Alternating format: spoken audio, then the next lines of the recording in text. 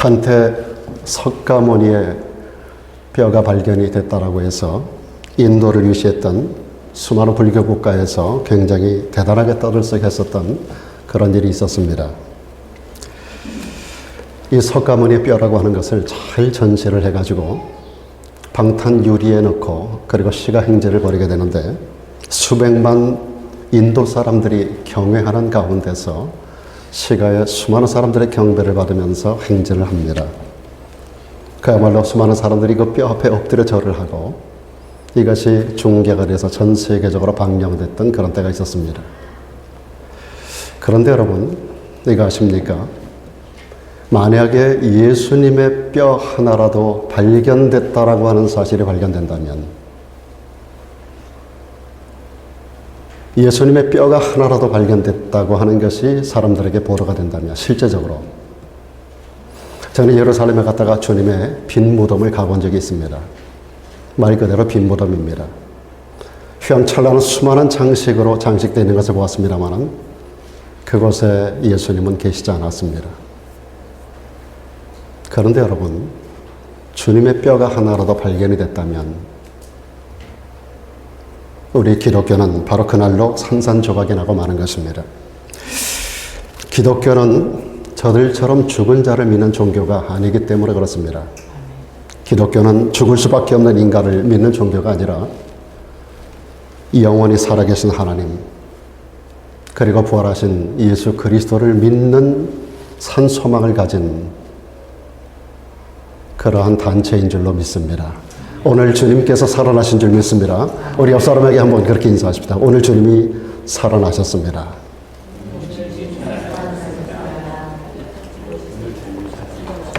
한번 해볼까요? 당신은 나를 위해서 살아나셨습니다.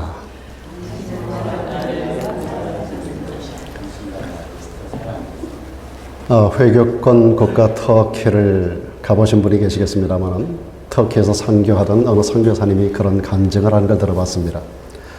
터키는 그 회교권이기 때문에 마호메트를 따르는 사람들이 굉장히 많은데 그곳에서 이분이 사람들을 전도할 때 이런 예를 들었다는 거예요. 만일에 제가 어떤 목적한 곳을 가기 위해서 길을 걸어가는데 처음 가는 길이기 때문에 전혀 그곳이 어디 있는지를 알지 못하고 가는데 길을 가다가 두 갈래 길을 만났다는 겁니다. 과연 이 길로 가야 할지 저 길로 가야 할지. 그래서 그 지역에 사는 사람에게 물어봅니다. 물어보는데 마침 두 사람을 만나요. 한 사람은 살아있는 사람이고 한 사람은 죽어있는 사람이라는 거예요. 그러면 이 두 사람 중에 누구에게 물어봐야 되겠습니까? 라고 하는 질문을 한다는 겁니다. 살아있는 사람에게 질문을 해야 될지 죽어있는 사람에게 질문을 해야 될지 그렇게 물어보면 모든 사람들이 그거야 물론 살아있는 사람에게 질문을 해야지요 라고 대답한다는 거죠. 그럴 때 이 선교사님은 그렇게 이야기합니다. 그렇습니다. 우리가 인생을 살아가는데 인생에 가야 할 걸음, 인생에 가야 할 방향을 물어보는 그 대상이 죽은 마호메트에게 물어봐야 되겠습니까? 아니면 죽으셨다가 다시 살아나시고 지금도 살아계신 예수님에게 물어봐야 되겠습니까? 라고 하는 질문을 던진다는 겁니다. 많은 사람들이 고민을 합니다만은 그런 가운데서 결국은 예수님에게 물어야 되겠죠 라고 하는 대답을 도출해낸다는 겁니다. 성경은 말씀합니다. 그분이 곧 길이요 진리요 생명이라고 말하고 있습니다. 예수님께서 친히 말씀하셨어요. 내가 곧 길이요 진리요 생명이니 나로 말미암지 않고는 아버지께로 갈 자가 없느니라고 말하고 있습니다. 인생이라는 것은 궁극적으로 온 곳으로 다시 돌아가야 하는 존재들입니다. 그래서 많은 사람들이 돌아간다라고 하는 그런 표현을 쓰고 있습니다. 그런데 여러분, 세상의 어떤 종교에서도 세상의 어떤 현자가 가르친 가운데서도 인생이 어디서 왔는가를 가르치는 그런 종교가 없습니다. 인간이 어디서 왔다가 인간이 무엇을 하고 살아가다가 어디로 가는 존재인지 세상 그 어떤 사람도 그 어떤 현자도 그 어떤 지혜자도 그 어떤 종교에서도 그 어떤 법전을 통해서도 우리 인간에게 인간은 어디서 왔으며 무엇을 하는 존재이며 어디로 가야 하는 존재인가? 이것을 가르쳐주는 데가 없습니다. 제가 처음 예수를 믿을 때 들었던 간증 중에 하나입니다마는 어느 목사님이 필리핀을 갔다 오셨어요. 필리핀에 그때 당시 세계에서 제일 큰 절이 있었다는 거예요. 그 절에 주지 스님이 어느 날 기독교를 좀 깨보겠다고, 내가 세계에서 제일 큰 절의 주지가 돼서 적어도 그분 생각에는 상대 종교라고 생각하는 기독교를 한번 깨고 우리 불교에만 진짜 진리가 있다라고 하는 것을 온 세계에 알려야 되겠다라고 하는 생각을 가졌다는 거죠. 이분이 주지방에 들어가서 성경을 가지고 요강 하나를 가지고 들어갑니다. 밖에 두문불출하고 드려주는 밥만 먹고 대소변은 그 안에서 다 해결하면서 밖에 나가지 않고 성경만을 매일같이 들여다보면서 매일같이 성경을 읽어나가기 시작합니다. 저걸 알려면 소위 말하는 그가 말하는 적인 기독교를 정확하게 알려면 성경을 봐야 되겠다. 그 성경을 매일같이 읽어나가기 시작을 했어요. 펜을 가지고 밑줄을 쳐가면서 어떤 부분은 옆에다 따로 써서 기록을 따로 해놓고 그러면서 성경을 500번을 읽었답니다. 읽는 가운데서 이분이 나중에 성경을 무릎을 꿇고 읽기를 시작을 했다는 거예요. 자기가 세계에서 제일 큰 절을 운영하는 주지로서 지금까지 발견하지 못한 인생이 어디서 왔는가? 그리고 인간은 어디로 가는 존재인가? 막연하게 돌고 도는 윤회로만 생각을 하고 그것을 배웠고 그것을 많은 사람들에게 가르쳐왔던 자기가 너무 부끄러운 것을 자기가 발견했다는 거예요. 끊임없이 자기 속에 의문이 있었던 것이 뭐냐면 과연 인간은 어디서 왔는가라고 하는 겁니다. 왜냐하면 그들이 말하는 윤회의 핵심 중에 하나가 뭐냐면 선한 일을 행하면 선한 존재로 다시 난다는 거잖아요. 그런데 인간을 보니까 너무나 악한 거예요. 자기가 자기 자신을 봐도 너무 악한 존재인 거예요. 자기 생각하는 게, 자기 행동하는 게 너무나 악한 거예요. 과연 내가 다시 살면 인간으로 다시 환생할 것인가? 라는 질문을 늘 가지고 있었던 거예요. 자기가 바라보는 인간들은 너무나 썩었고 너무나 타락하고 너무나 죄악 가운데 살아가는데 과연 이 모든 사람 가운데 다시 환생한다고 할 때 인간으로 날 수 있는 자가 한 사람이나 있겠는가? 여기서 본질적인 질문을 던진 거예요. 과연 그렇다면 우리 인간은 어디서 온 건가? 세상에 인간은 너무나 많이 늘어나고 있거든요. 그럼 이건 윤회는 아니다. 이런 질문 가운데 성경을 보는 가운데서 성경을 거의 외우다시피 하는 가운데서 하나님께서 인간을 창조하셨다는 사실 앞에 그는 무릎을 꿇게 된 겁니다. 그리고 인간은 무엇을 해야 되는 존재인가가 정확하게 나오는 거예요. 그리고 인간은 과연 어디로 가야 할 존재인가? 그 대답을 성경에서 그는 발견하면서 그 절간 전체를 불상을 다 제거합니다. 그리고 모든 거기 있는 중들과 거기서 수종되는 모든 사람을 불러놓고 이제부터 우리는 기도원을 운영하겠다. 각 나라의 수많은 유명한 목사님들을 모셔서 집회를 여는 기도원을 만들었다는 얘기를 제가 처음 예수 믿을 때 한 40, 50년 전에 제가 들었던 이야기입니다. 거기 집회 갔다 오신 목사님에게서 들은 얘기예요.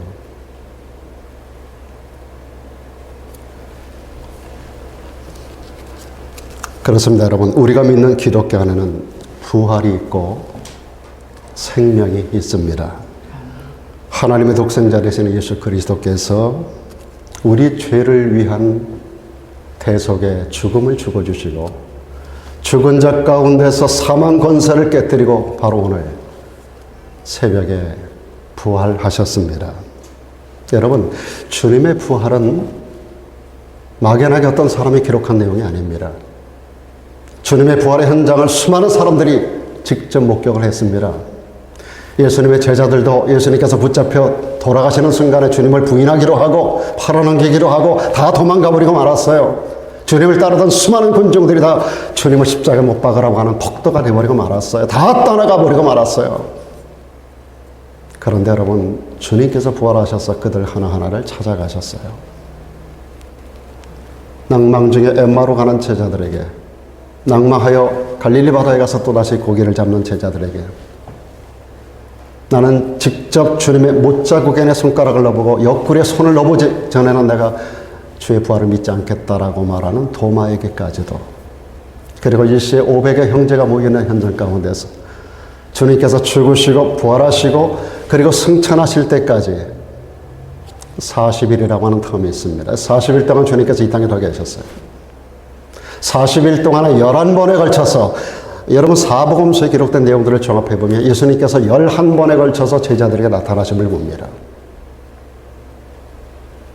주님이 부활하신 사실은 막연하게 인간이 꾸며서 기록한 내용이 아니라 그 현장을 직접 본 사람들, 주님의 제자들 가운데 혹은 막달라 마리아가 주님의 무덤가로 가서 주님의 시신을 발견할 수 없었고요, 부활하신 현장 가운데 그 영광스러운 모습을 전하기 위한 천사들을 목격하고, 그리고 주님의 부활하신 현장을 처음으로 목격했던 막달라 마리아로부터 500여 형제가 모여진 곳에서 주님인 당신의 부활하신 형상의 모습을 그대로 보여주셨습니다. 역사 속에 이루어졌던 한 사건으로, 이 사건은 역사 속의 가장 위대한 사건으로 우리에게 알려지고 있습니다. 여러분, 창세 이후로 죽었던 사람이 다시 살아났다라든지 무덤문을 열고 다시 살아나온 자가 과연 누가 있습니까? 예수님 외에. 그러므로 예수님의 부활은 인류 역사상 인간의 역사 가운데 가장 위대한 사건이고 가장 놀라운 사건인 것입니다. 예수 그리스도의 대속의 죽으심과 이 부활 사건, 십자가 사건과 부활 사건, 이것이 복음의 핵심이에요. 로마서 15장에서 사도 바울이 복음이 뭔가를 분명히 가르쳐요. 우리 죄 위에 예언된 대로 죽으시고 예언된 대로 장사 지낸 바 되었다가 기록된 대로 죽은 자 가운데서 다시 살아나신 것, 이것이 복음이라고 사도 바울은 말하고 있고, 이 복음을 헛되이 믿지 아니하면 너희가 구원을 받는다라고 분명하게 말씀하고 있습니다. 오늘 이 복음을 믿는 여러분들에게 하나님의 구원의 은총이 충만한 자리가 되길 주 이름으로 축원합니다. 이 사실을 믿는가 믿지 않는가, 이것이 진리와 비진리를 갈라내는 분기점입니다. 이단과 정통을 가르는 분기점입니다. 구원받을 자와 구원받지 못할 자를 갈라내는 중요한 바로메타가 되는 겁니다. 예수님의 인간의 역사를 주 전과 주 후, 주님 오시기 이전과 주님 오신 이후, 소위 말하는 BC와 AD로 나눠 놓으셨어요. Before Christ, Anno Domini. Anno Domini는 영어가 아니라 라틴어입니다. 라틴어는 로마어예요.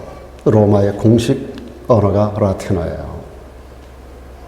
Before Christ, 그리스도 이전과 그리스도 이후.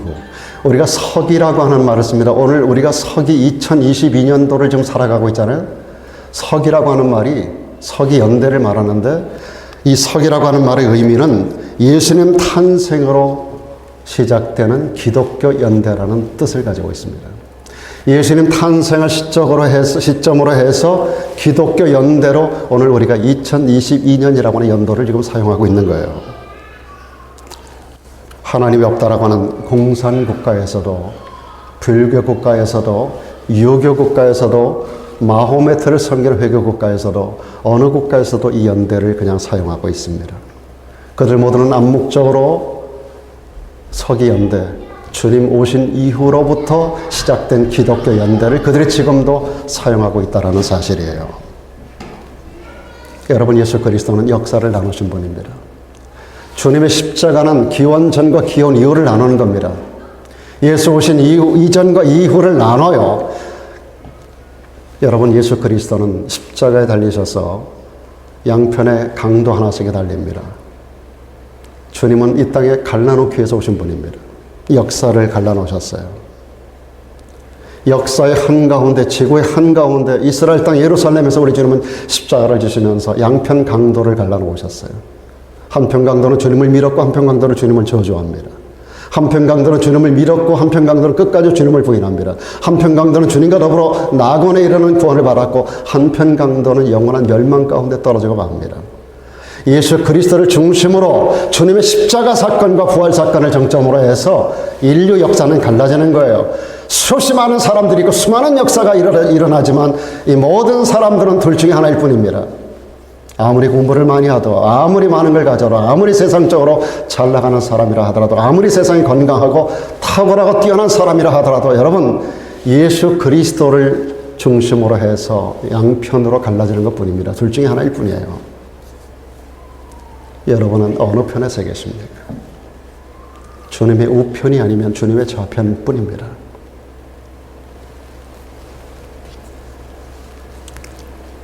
예수님이 부활하신 이후에 토요일 안식일을 지키는 데서 주일, 거룩한 주님의 부활하신 주일로 바꿔 지키고 있습니다.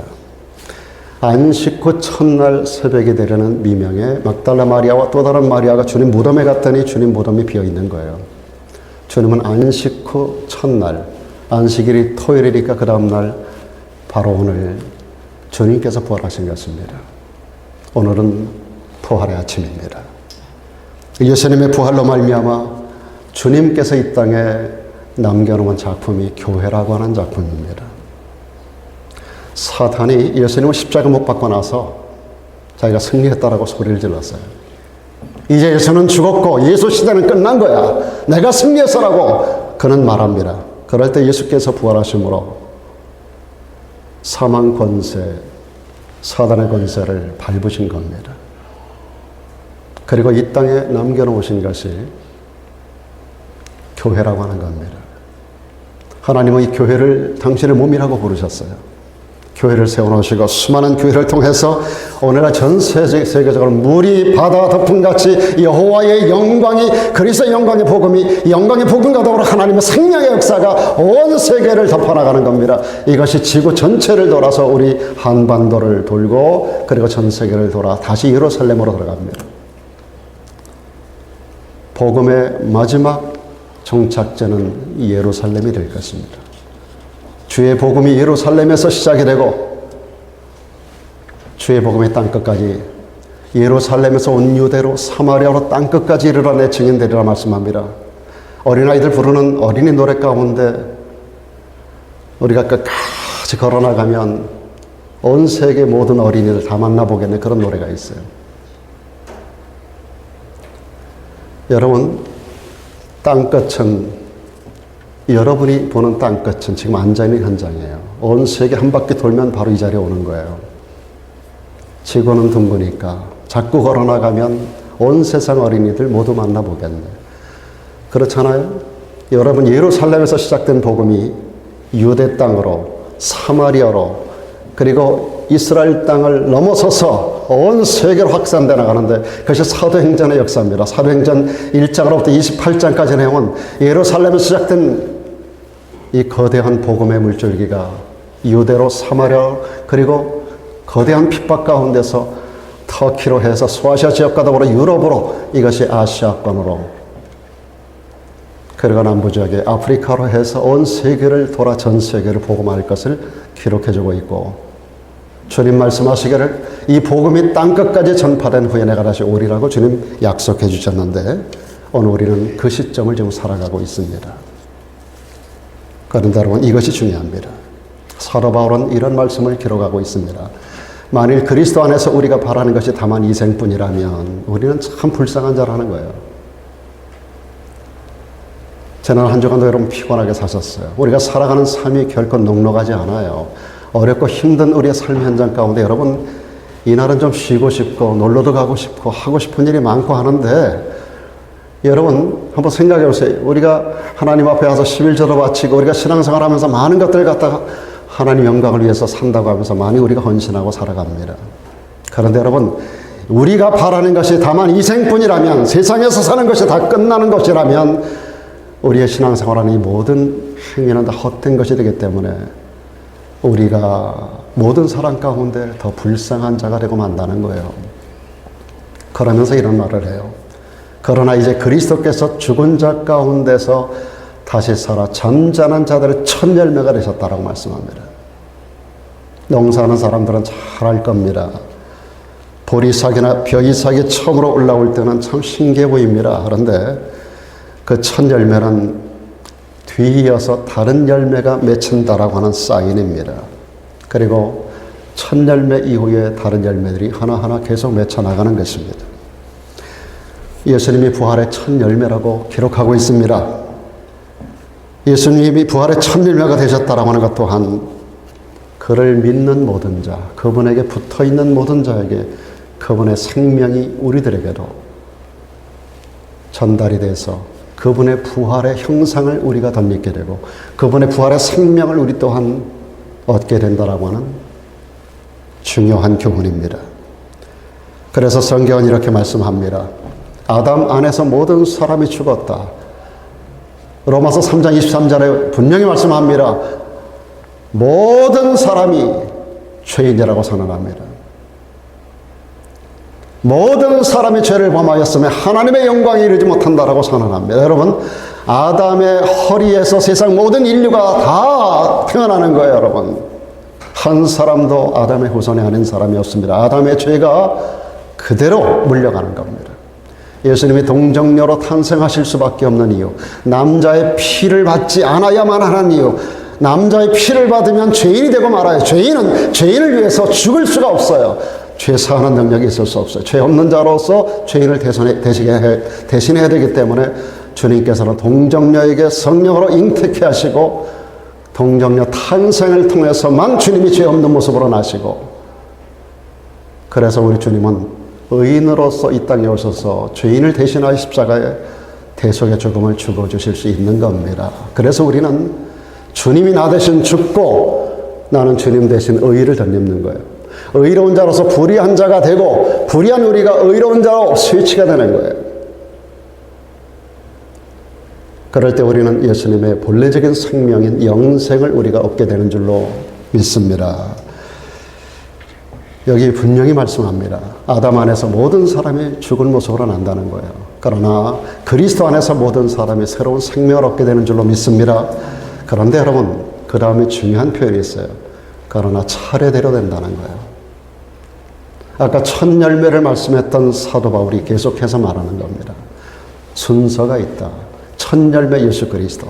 먼저는 첫 열매인 그리스도고 그 다음에 그리스도 강림하실 때 주님이 재림하시는 그 순간에 그분에게 붙어있는 사람들, 그분을 믿음으로 그분을 신앙으로 고백하고 그분과 하나 된 사람들, 이런 사람들에게도 주님의 부활에 참여하는 영광된 축복을 선물로 주겠다라고 말씀하는 것입니다.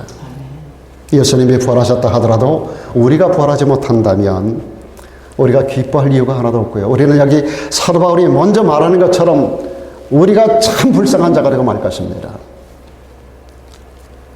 예수님이 부활하셨기 때문에 그분에게 붙어있는 우리들도 예수님의 부활의 영광에 참여할 수 있고요. 그분의 부활의 생명에 우리가 접붙임 바 되어주고요. 그분의 나라인 영원한 천국에 우리 함께 들어갈 수 있는 특권이 우리들에게 주어지는 줄로 믿습니다. 그런데 여러분, 우리가 부활이라고 하는 주제를 다룰 때 꼭 기억해야 될 게 있습니다. 부활에는 두 종류가 있다는 겁니다. 오늘 저와 여러분들이 추구해야 될 부활이 뭔가? 세상 모든 사람들은 다 부활합니다, 여러분. 모든 사람은 다 부활합니다. 그런데 부활한다고 다 되는 게 아니라 두 종류의 부활이 있다는 거 여러분 아셔야 돼요. 그 중에 어떤 부활이 우리들에게 주어져야 하는가? 이 중요한 주제 앞에 오늘 저는 여러분을 세워드리기 원합니다. 오늘 본문은 이렇게 기록되고 있습니다. 이를 기이히 여기지 마라. 부활을 기이히 여기지 마라. 모든 사람이 여러분 하나님의 음성, 주님의 음성을 들을 때가 옵니다. 무덤 속에 있는 자도 다 그 음성을 들을 날이 옵니다. 그분의 음성이 뭡니까? 예수님의 재림하시는 음성입니다. 주님이 오신다는 음성입니다. 주님이 앞서 보내는 천사와 천사장을 통하여 불어대는 나팔소리, 그 소리를 들을 날이 온다는 겁니다. 그럴 때 선한 일을 행한 자는 생명의 부활로, 악한 일을 행한 자는 심판의 부활로 부활된다는 겁니다. 두 가지 부활이 있습니다. 생명의 부활로 부활되는 사람이 있고 또 심판의 부활로 부활되는 사람이 있습니다. 생명의 부활은 영원한 생명을 얻기 위하여 부활되는 것이고 심판의 부활은 영원한 심판인 저주, 지옥에 들어가기 위하여 부활되는 자가 있다는 겁니다. 여러분, 죽음은 그로 끝나는 게 아니에요. 사람이 죽어서 장사를 지낼 때 영면에 들어갔다, 영원히 잠자나? 아닙니다, 여러분. 영원히 자는 게 아니에요. 인간은 영면하지 않습니다. 다시 부활되는 날이 옵니다.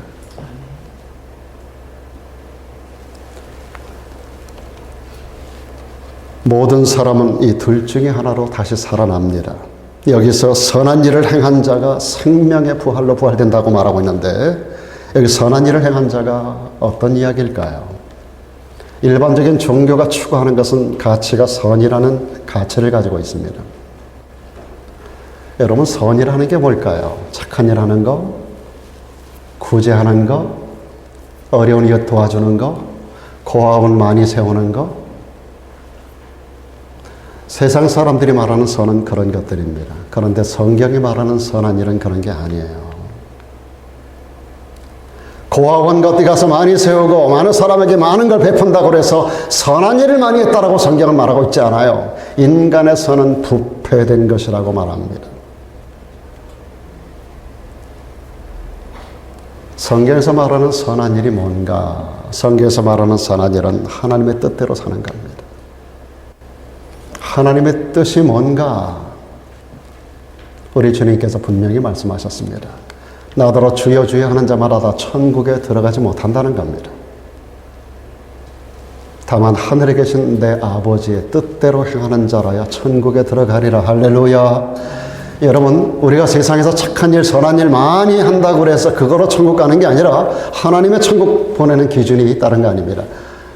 여러분, 내 아버지의 뜻대로, 하나님의 뜻대로 행하는 자가 천국에 들어간다 그랬어요. 여러분, 하나님의 뜻을 알고 계십니까?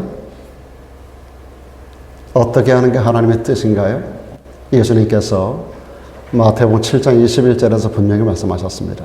내 아버지의 뜻은 아들을 보고 믿는 자마다 영생을 얻는 이것이라고 말씀합니다.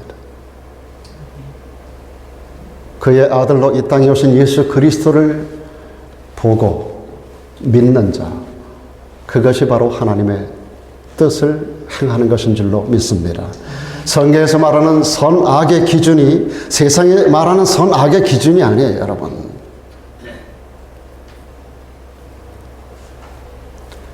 세상 사람들이 말하는 죄의 기준은 행함으로 보여지는 것을 죄라고 말합니다. 그러나 성경에서 말하는 죄는 인간 본질에서부터 시작합니다. 하나님을 떠난 것이 죄라는 거예요. 하나님과 분리된 것이 죄라는 거예요. 그래서 모든 사람이 죄를 범한 모습으로 태어난다는 겁니다. 그리고 그 죄의 싹이 따른다는 겁니다. 죄의 싹은 사망입니다. 이 사망이 인간의 죽음을 가져오는 겁니다.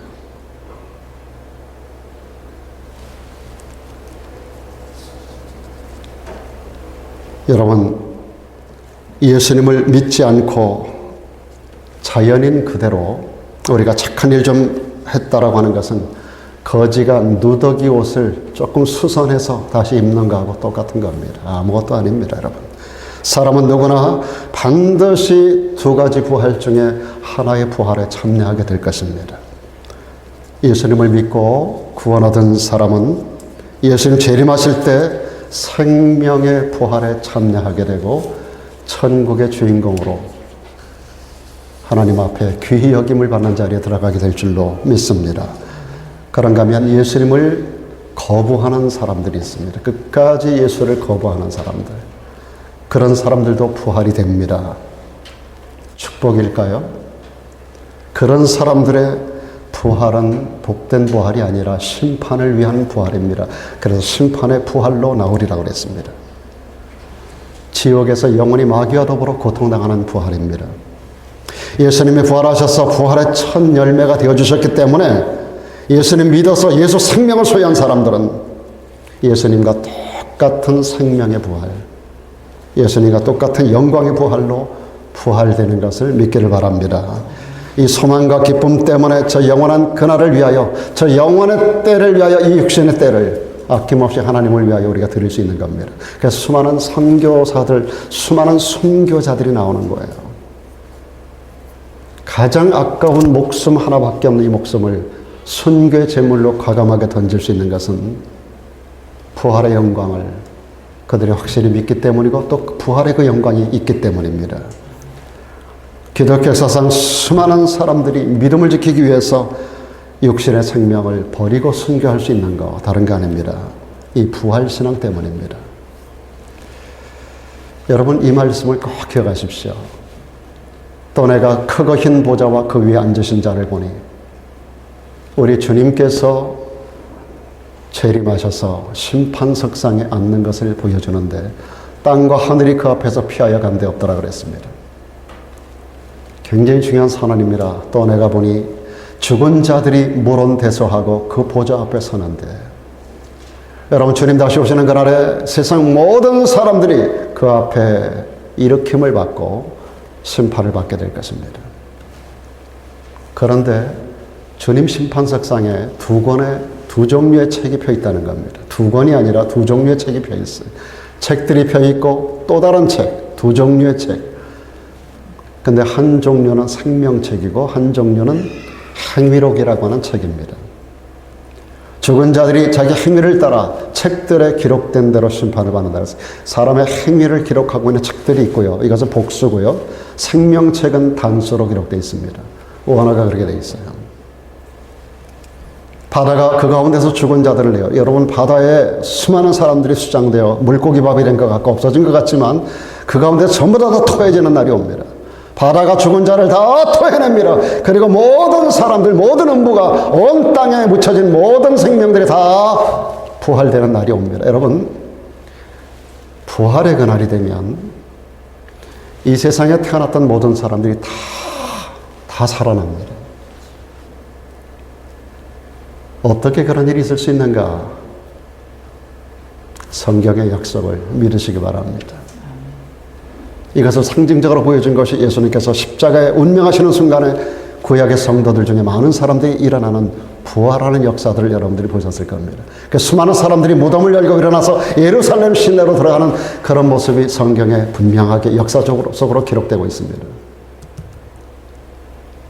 물고기 밥이 됐으면 그 물고기가 사람이 잡아먹고 사람이 잡아먹으면 또 똥을 싸고 똥은 또 땅에 흩어져가지고 거름이 되고 비료가 되고 이것이 또 뭐 식물이 자라나고 여러 가지로 수천 년의 역사를 통해서 수많은 사람들이 이 모양 저 모양 죽어가서 땅에 묻혀도 전부 다 완전히 다 여러분 옛날에 왕릉을 열어보면은요 왕들이 머리카락 몇 가닥 남아있고 하나도 없어요. 남은 게 하나도 없어요.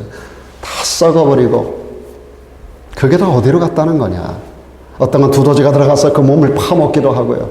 그래서 몸이 공중에서 1, 2차 세계대전 때 공중에서 비행기 간에 서로 간에 타타타타타 해가지고 비행기가 서로 맞아서 공중에서 폭파가 되면 온몸이 쫙 찢어져 가지고 한 살점은 대서양으로 하나는 태평양으로 날아가 하나는 육지로 떨어지고 태평양의 물고기가 주워먹고 대서양의 물고기가 주워먹고 땅에 개들이 주워먹고 하는 그 시신이 다 어떻게 다시 부활한다는 거냐.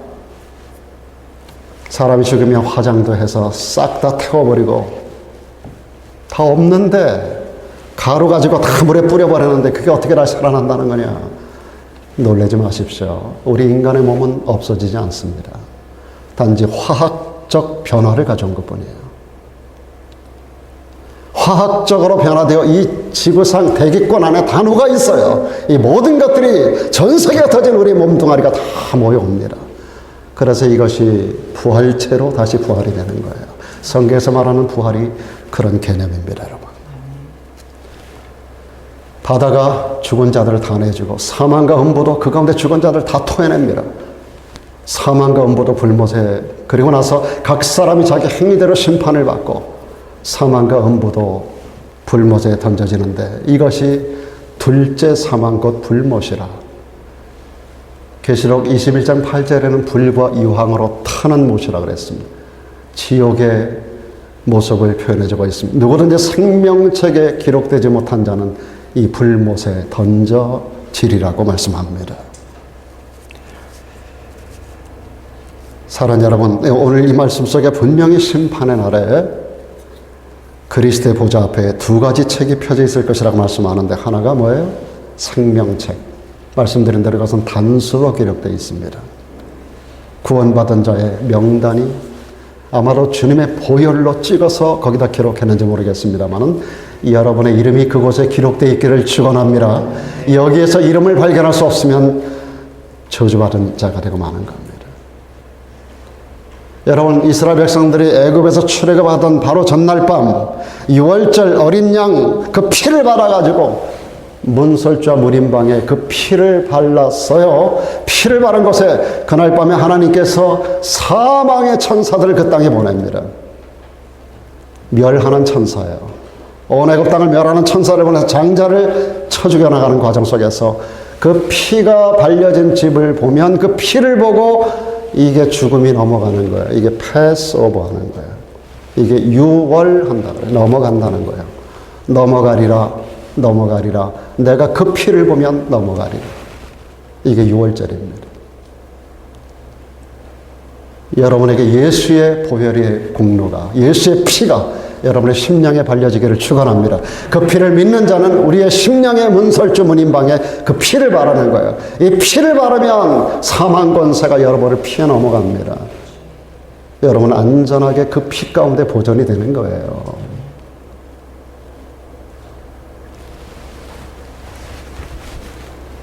중요한 것은 행위록에만 기록된 사람들, 말하기 대로 행위록은 복수로 기록돼서 지나간 역사 속의 모든 사람들의 명단이 다 기록되어 있는데 주님 앞에 마지막 날 일으킴을 받아 심판을 받게 되는데 거기에 기록된 대로 행위대로 심판을 받는다고 말씀하고 있습니다.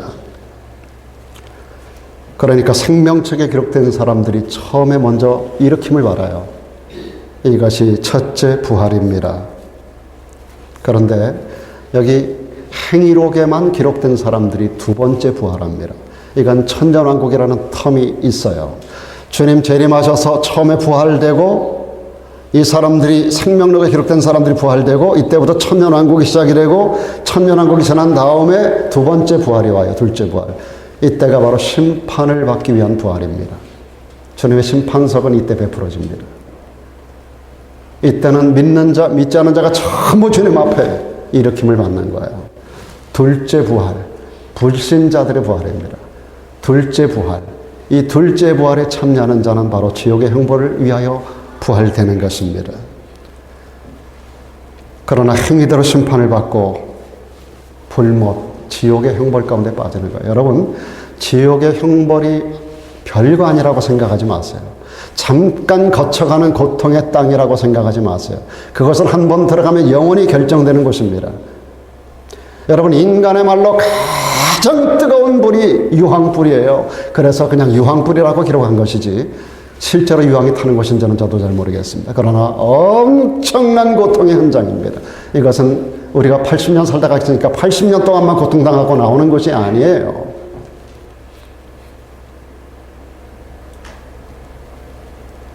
한 번 들어가서 결정된 그 운명은 영원히 가는 거예요. 이 터널이라고 하는 영원이라고 하는 그 개념을 여러분 우습게 생각하지 마세요. 전혀 소망이 없는 것입니다. 전혀 소망이 없는 것입니다. 그 누구도 다시 나올 수 있는 소망이 전혀 없는 것입니다. 그것을 우리가 상상할 필요도 없습니다. 우리는 영원한 복과 낙을 준비한 천국에 들어갈 소망만을 가지고 살아가는 성도가 되기를 주의 이름으로 축원합니다. 사랑하는 여러분, 이 땅에서 한 번 태어나는 사람은 두 번 죽어요. 첫째 사망이 육신과 영혼이 분리되는 죽음입니다. 저도 거기에 들어갈 것이고 세상 왔던 모든 사람, 아담 이후 우리의 모든 선조들은 다 첫째 사망을 다 통과한 거예요. 여러분도 죽습니다. 그게 첫째 사망이에요. 그런데 무서운 것은 둘째 사망이에요. 둘째 사망은 이때 부활해서 불신자로 부활해서 이때 들어갈 지옥의 형벌이 둘째 사망에 들어가는 거예요.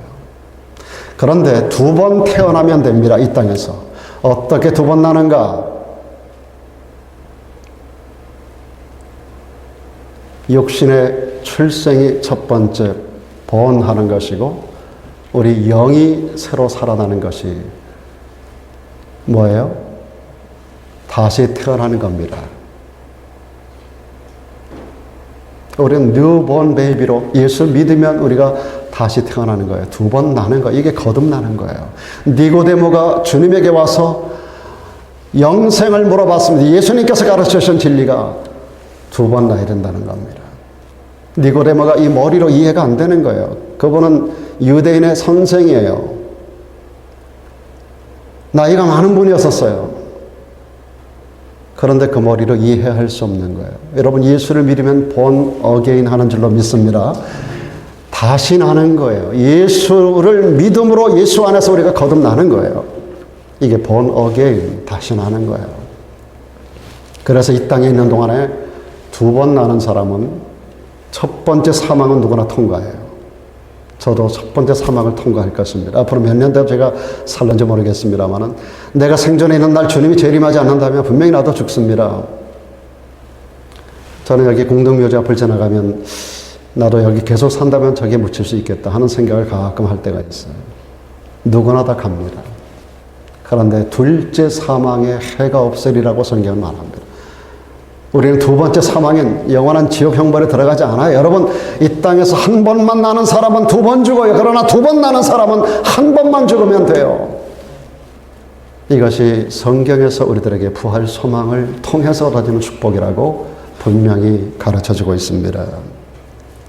사람은 누구나 지금 살아있을 동안에 딱 한 번의 기회가 주어져 있습니다. 끝까지 거부해도 됩니다. 그러나 그것에 대한 책임은 내가 영원히 지고 가야 되는 겁니다. 우리가 첫째 부활에 참여하려면 우리 죄를 대속하신 예수 그리스도를 구주로 영접해야 됩니다. 성경은 분명히 말씀합니다. 주님께서 말씀하셔서 영접하는 자, 곧 그 이름을 믿는 자들에게는 하나님의 자녀가 되는 권세를 주셨다라고 말씀하셨습니다. 그렇죠? 영접하기만 하면, 주님을 나의 주 나의 하나님을 영접하기만 하면 그분의 자녀가 되는 권세를 주셨다라고 말씀하셨어요. 우리가 너무 잘 아는 요한복음 3장 16절 여러분 아시죠? 같이 한번 해볼까요? 시작. 하나님이 세상을 이처럼 사랑하사 독생자를 주셨으니 이는 저를 믿는 자마다 멸망치 않고 영생을 얻게 하려 하심이니라. 할렐루야. 여러분, 어떻게 해야 우리가 부활 생명에 들어갈 수 있습니까? 주님 분명히 말씀하셨어요. 요한복음 5장 24절에서 내가 진실로 진실로 너에게 이르노니 내 말을 듣고 또 나 보내신 이를 믿는 자는 영생을 얻었고 심판에 이르지 아니하나니 사망에서 생명으로 옮겼느니라. 우리가 예수님을 믿으면 그것은 예수의 십자가와 부활 사건을 믿는 믿음이에요. 예수님을 믿으면, 그리고 그분을 보내신 성부 하나님을 우리가 믿으면, 나 보내신 예수님 보내신 이가 성부 하나님이잖아요. 그러니까 예수 그리스도의 말씀을 믿고 그분의 사역을 믿고 행위를 믿고 그분을 보내신 하나님의 계획, 이것을 그대로 믿음으로 받아들이며 그분을 성부 하나님께서 인간 구원을 위하여 보냈다라는 사실을 믿는 사람은 영생이 이 땅에서 주어지는 겁니다.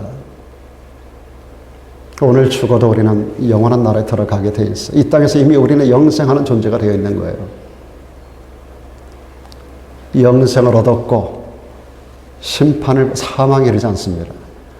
심판을 받지 않고 사망에서 생명으로 이미 우리는 옮겨가게 되는 존재가 된 줄로 믿습니다.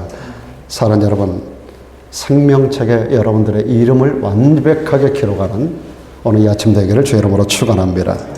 오늘 어떤 사람들은 예수 그리스도를 믿는 이 기독교 외에 다른 종교에도 구원이 있다라고 믿고 가르치는 사람들이 있어요. 다른 종교에도 구원이 있다라고 가르치는 사람이 있어요. 어떤 종교를 믿어도 잘만 믿으면 하나님이 구원하시지 않겠느냐. 옛날에 김수환 추기경이 그 말을 해서 제가 충격을 받은 적이 있어요. 어떤 종교라도 잘만 믿으면 하나님이 구원하시지 않겠느냐. 마더 테레사도 그 말을 했어요. 정상은 하나인데 거기 올라가는 길이 여러 길이 있다. 이 종교, 저 종교 다 궁극적으로는 정상에서 만난다는 거예요. 여러분, 속지 마세요. 주님은 분명히 우리에게 말씀합니다. 내가 곧 길이요 진리요 생명이니 나로 말미암지 않고는 아버지께로 올 자가 없느니라. 할렐루야. 다른 이로서는 구원받을 만한 이름을 천하 인간에 주신 일이 없다. 천하인간의 구원 얻을 만한 다른 이름을 우리에게 주신 일이 없다. 다른 이로서는, 다른 방법으로는, 다른 종교로는 인간의 어떤 노력으로도 구원받을 수 있는 사람이 없다. 받을 수 있는 방법이 없다. 천하인간의 구원 얻을 만한 다른 이름, 다른 종교, 다른 방법이 없습니다. 우리가 부활한다라고 할 때 어떤 몸으로 부활되겠는가? 여러분 궁금하지 않습니까? 내가 부활되는 부활체가 어떤 모습일까? 여러분 이후에 부활할 몸이 어떤 모습일지 궁금하지 않아요? 오늘 간단하게 여러분에게 좀 소개하겠습니다. 첫째 부활에 참여할 구원 얻을 성도들은 예수님의 부활체와 같은 그런 모습으로 우리가 부활을 된다고 성경 말하는데, 현재 우리 이 몸과 같은 이 몸으로 부활하지 않습니다. 그 모든 죽은 몸이 다시 살아날 때 이런 몸으로 부활하는 게 아니에요. 그래서 고린도전서 15장에서 형제들아 내가 이것을 말하노니 혈과 육, 지금 이 몸이 혈과 육입니다. 이 몸이 하나님 나라를 이 몸뚱아리 가지고는 유업으로 받을 수 없다. 썩은 것, 지금 죽어있는 그 썩은 몸은 썩지 아니할 것을 유업으로 받을 수 없다는 겁니다. 내가 너에게 비밀을 말하, 이게 비밀입니다. 비밀입니다. 비밀은 갖춰진 거예요. 우리가 다 잠자는 게 아니고 마지막 나팔에 홀연히 다 변화된다 그랬어요. 이 몸이 그대로 있는 게 아니에요. 변화된다 그랬어요. 나팔 소리가 나면 죽은 자들이 썩지 아니할 것으로 다시 살고 썩지 않을 것으로 다시 사는 거예요. 우리도 변화하리라. 이 썩을 것이 불갑을 썩지 아니함을 입겠고 이 죽을 것이 죽지 아니함을 입으리로다. 할렐루야. 부활할 몸은 영만이 아니라 살과 뼈가 있는 몸으로 부활합니다. 예수님도 여러분 부활하셔서 잡수셨어요. 주님 말씀합니다. 영은 살과 뼈가 없으되, 주님이 부활하셔서 딱 나타나니까 무슨 귀신을 봤나 무슨 환상을 보나 사람들이, 제자들이 깜짝 놀랐어요. 근데 주님 말씀하셨어요. 영은 살과 뼈가 없다. 그러나 너희 보는 바와 같이 나는 있느니라고 말씀하셨어요. 그래서 너희 가운데 뭐 먹을 것이 있느냐 그랬더니 주님에게 먹을 걸 드렸어요. 주님이 그걸 갖고 잡수셨어요. 부활체는 살과 뼈가 있는 몸입니다. 바울이 그래서 이렇게 말합니다.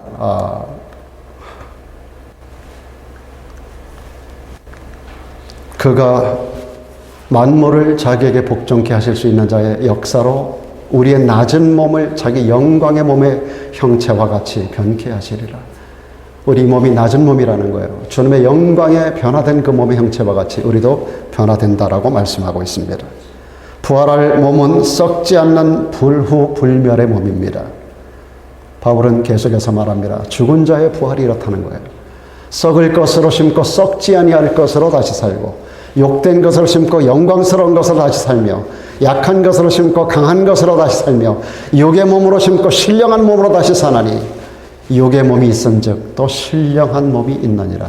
이 몸 그대로가 아니라 신령한 몸으로 다시 사는 줄로 믿습니다. 우리 그리스도인의 부활할 몸은 하늘에 속한 몸으로 부활하는 거예요. 우리 부활의 몸은 하늘에 속한 몸입니다. 그래서 계속되는 고린도전서에, 여러분 고린도전서 15장은 부활장이에요. 그래서 부활에 관련된 여러분의 모든 궁금증을 다 담아내고 있어요. 첫 사람은 땅에서 났으니, 아담은 땅에서 났어요. 그래서 흙에 속했어요. 그러나 둘째 사람은 예수 그리스도를 말합니다. 하늘에서 나셨느니라. 물론 흙에 속한 자는 흙에 속한 자들과 같고 하늘에 속한 자는 하늘에 속한 자들과 같으니, 우리가 흙에 속한 자의 형상을 입은 것 같이 또한 하늘에 속한 자의 형상을 입으리로다라고 말씀합니다. 그래서 부활할 몸은 태양과 같이 빛을 발하는 몸이라고 말하고 있습니다. 그래서 마태복음 13장 43절에서 그때 의인들은 자기 아버지 나라에서 해와 같이 빛나리라. 예수께서 직접 하신 말씀입니다. 부활할 몸은 천사들과 같은 몸으로 변화된 거예요. 천사들은 시집가고 장가가는 일이 없어요. 성경은 부활 때는 장가도 아니 가고 시집도 아니 가고 하늘에 있는 천사들과 같으니라고 말씀하고 있습니다. 그리고 이 부활할 몸은 영광이 각각 다릅니다. 사도 바울은 고린도전서 15장에서 결론적으로 해의 영광이 다르고 달의 영광이 다르고 별의 영광도 다른데 별과 별의 영광도 서로 다르다는 거예요. 별마다 크기가 다르고 빛이 다르잖아요. 마치 여러분 이 빛도 30W짜리, 60W짜리, 100W, 200W가 똑같은 전구지만은 다 빛을 내는 그 크기가 다 다른 거예요. 모든 영광이 다 달라지는 거예요. 우리가 하늘나라 가면 우리가 받을 영광의 크기가 다 다른 줄로 믿습니다. 오늘 저의 영광과 여러분의 영광이 다 다른 거예요. 그래서 우리가 이 땅을 살아가는 동안에 육신의 때 한 번밖에 주어지지 않은 영원한 천국을 예비하는 이때 잘 준비되지 않으면 안 되는 거예요. 주를 위해서 헌신하고 충성하고 주님을 위해서 우리가 이 땅을 살아가는 동안에 사도 바울처럼 목숨 걸고 주를 위해서 살아가는 모든 삶을 통해서 하늘에서 영화로운 그곳에서 별과 별들의 영광이 다 다르듯이 여러분의 영광이 크고 아름다운 영광을 덧입게 되기를 주의 이름으로 축원합니다. 계시록 20장 6절은 이렇게 말합니다. 첫째 부활에 참여하는 자가 복되도다. 첫 번째 일으킴을 받는 첫째 부활에 참여하는 자, 둘째 사망이 없는 자, 그들이 복이 있다라고 말씀합니다. 오늘 이 부활절 아침에 사랑 여러분, 주님께서 그 영광스러운 몸을 보이시고 우리들에게도 그 영광스러운 자리로 초청하는 이 아침입니다. 아직까지 주님을 알지 못하는 분 계신다면 거부할 이유가 없습니다. 주님의 십자가와 부활은 주님 자신을 위한 게 아닙니다. 주님 자신을 위한 것이라면 이 땅에 오실 이유가 없고 십자가 지실 이유가 없어요. 그것은 바로 죄인된 우리를 위한 것인 줄로 믿습니다. 주님의 죽으심은 우리의 죄를 대신하며 주님의 부활은 우리의 부활을 보장하는 것입니다. 오늘 부활절 아침 이 확실한 성경의 복음을 우리가 내 사건으로 믿음으로 받아들이면서 그 나라에 이르는 그 순간 우리 모두가 함께 여러분을 확인하는 천국의 동지들 모두가 되기를 주의 이름으로 축복합니다.